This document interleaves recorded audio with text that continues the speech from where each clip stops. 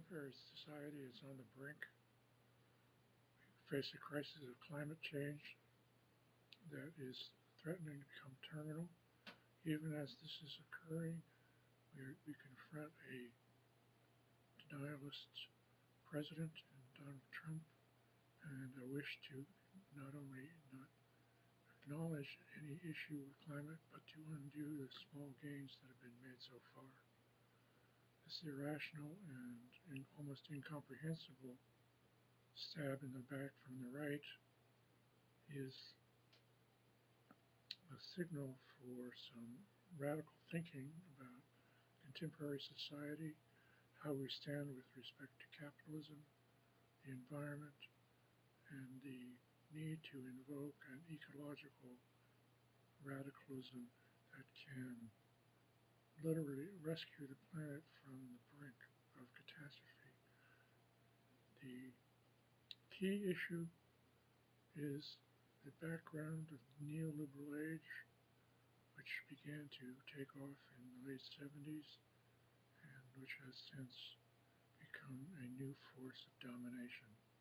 In reality, there's not much difference between the old and the new liberalism. If we think in terms of classical liberalism, as opposed to New Deal brands that are,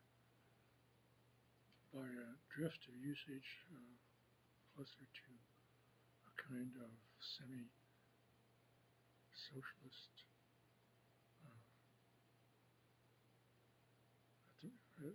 social democracy at the margins. The crisis that we face raises the question of a revolutionary transformation of the situation we confront, and that invokes the legacy of radical socialist and communist initiatives, both evolutionary and revolutionary, and takes us back to the classic moment of the revolutions of 1848, when the basic format of the modern democratic revolution began to assume some of the aspects of proletarian vision and prophecy, and we are therefore still alive in that frozen moment with a question mark about how we will break the deadlock and proceed to a system that is both democratic and socialist. The question of democracy was scrambled by the far left, and in the vacuum, confused ideas of dictatorship of the proletariat arose. That phrase had an original meaning that is entirely different from what it became. But the issue for us is the way in which liberal and Bolshevik ideas jackknifed and produced a distorted image of what we must expect from either a revolutionary or an evolutionary settlement of the capitalist situation. Capitalism has been dominant since the Neolithic. It is misleading and yet completely correct at the same time to say that it arose in the modern world. Certainly in the period of the Industrial Revolution in the 18th century, the forms of capitalism that we know now came to the fore, complete with a new transvaluation of values that we see hinted at in Adam Smith, a figure much misunderstood, but it is not so much Smith as his successors and the immense rabble of capitalist greed that interpreted his new perspective on economics as a license to a kind of ethics-free economic system. This constitutes letting loose many of the plot characters of Dickens onto the historical stage, and we have the the strange stance of what was to become Ayn Rand seated in the period prior to the work of Marx and Engels, who were among the first to take up the challenge to this new way of thinking after the fashion of the French socialists and communists of their time.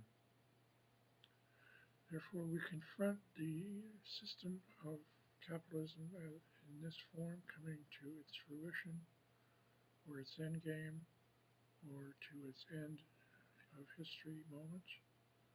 in the transformation of that phrase from its original meaning.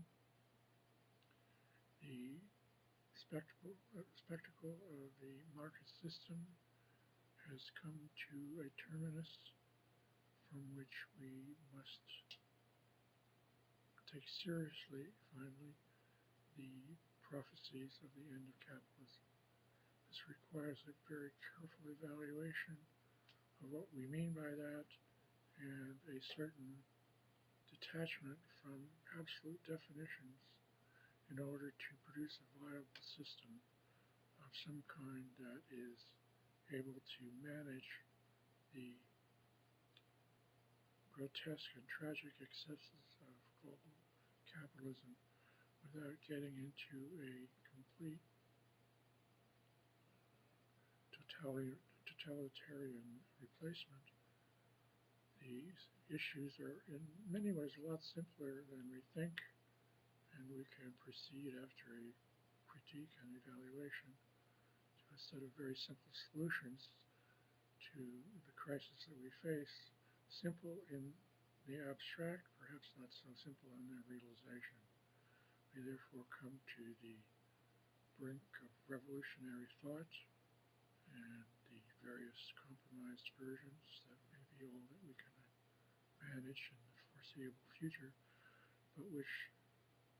in all forms demand a reckoning with the current crisis of climate, where by the system of unregulated markets will prove to be a fatal dose of the early thinking of those characters let loose from Dickens.